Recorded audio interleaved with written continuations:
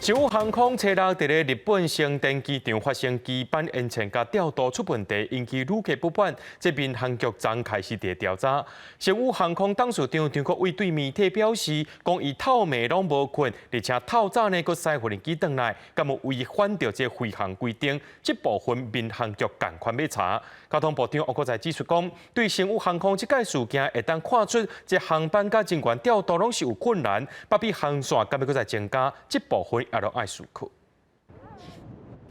为了解决商务航空东京飞台北航班延误的状况，商务航空董事长张国伟初七第一时间带机师飞日本，亲身驾飞机开转来台湾，要挽救形象，却因为这个讲法引起外界注意。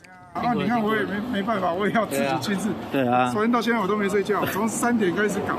传出都是张国伟家己讲一暝无困，引起民航局要甲张国伟列入调查，是毋是有疲劳驾驶，还是超过执勤时间？啊，毋过传出民航局要查的毋哪这项，包括商务航空客机转降过程、飞机操作是毋是有符合标准，也甲日本塔台是毋是确实同意起飞又搁取消，这拢要查。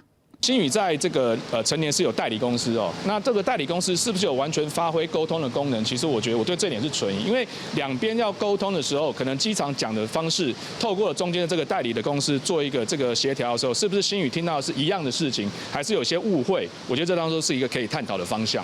对于商务航班满分，民航局表示要求商务航空随检讨改善，目前各项程序拢在进行。商务航空表示会全面检讨接受指教。对于旅客甲社会大众会失礼，张国伟佫宣布来回机票专业退费，赔偿金额至少570万。不过专家认为商务这届判断失误，凸显敢若3台 A35空的商务无永远一届失误。当初判断失准造成它的后面的应变的处理不是非常的理想，它的调度太吃紧了哈。我看起来，如果洛杉矶的飞机必须要靠我们的 A35来飞的话哈，它大概有2架困在日本，它就没办法正常的去做洛杉矶的航线的服务。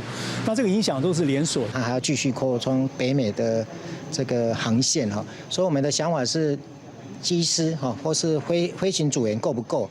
飞机够不够？这个是决定它是不是继续扩充航线的一个基础了。我想这部分也会在我们后续在核准航线里面也会做一些考量。专家认为，商务航空航线拓展上紧，建议天候机队扩大，飞机有够，甲机组员会当支援，才有法度避免航班延误这个事件再发生。记者综合报道。